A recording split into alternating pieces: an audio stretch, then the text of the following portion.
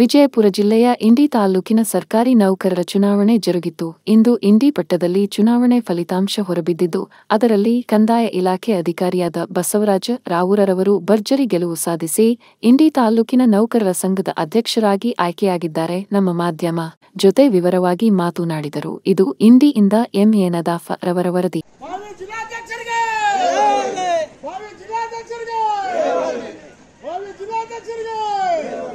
ಇವತ್ತಿನ ದಿವಸ ಕರ್ನಾಟಕ ರಾಜ್ಯ ಸರ್ಕಾರಿ ನೌಕರ ಸಂಘದ ಅಧ್ಯಕ್ಷ ಚುನಾವಣೆ ನಡೆದಿದ್ದು, ಈ ಚುನಾವಣೆಯಲ್ಲಿ ಇವತ್ತಿನ ದಿವಸ ನಾವು 18 ಮತಗಳನ್ನು ಪಡೆದು ಅಭೂತವಾದ ಒಂದು ಜಯವನ್ನು ಸಾಧಿಸಿದ್ದೇವೆ.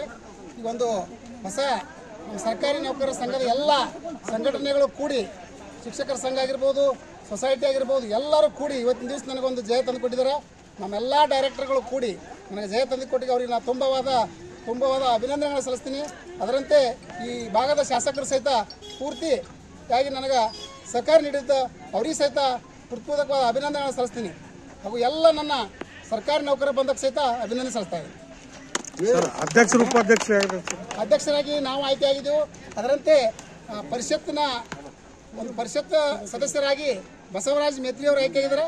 ಅದರಂತೆ ಖಜಾಂಚಿಯಾಗಿ ಸಂತೋಷ್ ಪ್ಯಾಟಿ ಅಂತ ಆಯ್ಕೆಯಾಗಿರ್ತಾರೆ. ಸರ್, ತಮ್ಮ ಹೆಸರು? ಬಸವರಾಜ್ ಅಣ್ಣಾರಾಯ್ ರಾವುರ್.